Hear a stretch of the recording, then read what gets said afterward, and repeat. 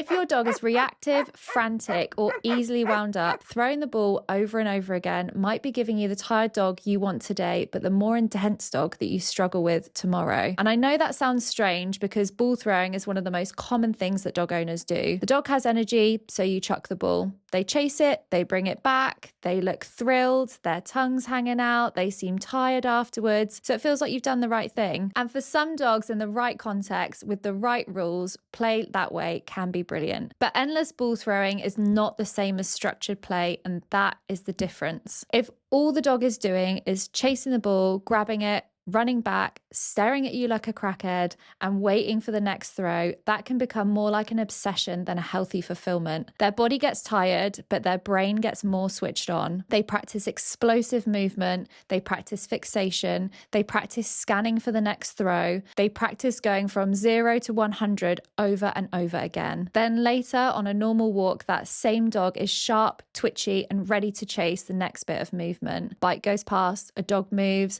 a child runs, a bird takes off, a car passes, and the owner says, "I don't understand. I tired them out before we came here." But tired is not always calm. That is one of the most important things reactive dog owners need to understand. A dog can be physically tired and still mentally frantic. A dog can be exhausted and still unable to settle. A dog can have loads of exercise and still be in the wrong state. So the better question is not just, how can I tire my dog out? The question is, what state does this activity create in my dog? After chucking the ball, does your dog look softer, calmer, clearer? Are they easily able to settle? Or do they look more intense, more demanding, more restless, and more easily triggered? That tells you a lot. For some dogs, especially dogs with strong prey drive or those who already struggle with arousal, endless ball throwing can just pour fuel onto already burning fire. They're not learning rules around excitement. They're not learning recovery. They're not learning to switch on and then switch off. They're not learning to stay connected with you in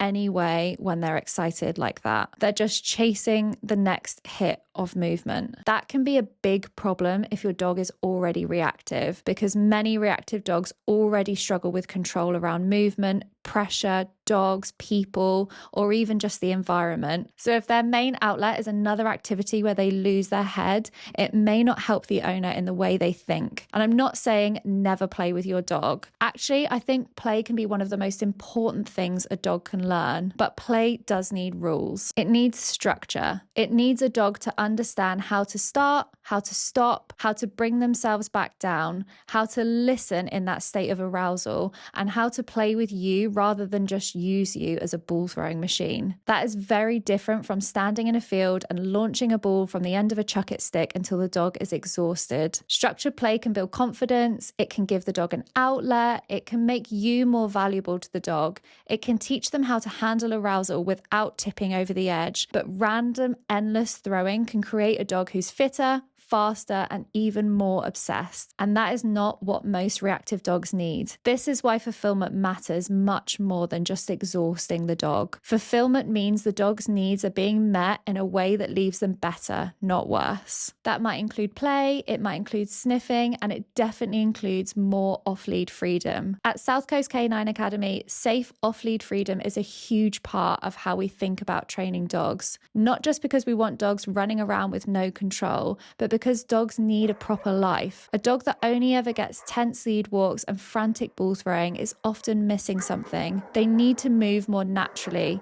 They need to explore. They need to come back when called. They need to understand boundaries, and they need to have outlets that are not just stress, chase, or obsession. And that's why off-lead freedom has to be built properly. Recall first, relationship first, rules first, guidance first. Freedom without control is not fair on the dog, and it's not fair on everyone else. But control without fulfillment is not enough either. The balance is where many owners struggle. They know their dog needs more, but the more they give them seems to make the dog worse. They do longer walks, the dog reacts more. They throw the ball, the dog becomes more frantic. So they try dog parks, and the dog becomes more obsessed with other dogs. They try endless amounts of enrichment, and the dog still can't cope outside the house. And that is usually a sign that the issue is not simply just the energy, it's the state the the structure, and the fulfillment. So if you're currently using endless ball throwing to tire out your reactive dog, I'd ask you to watch what happens afterwards, not just in the field,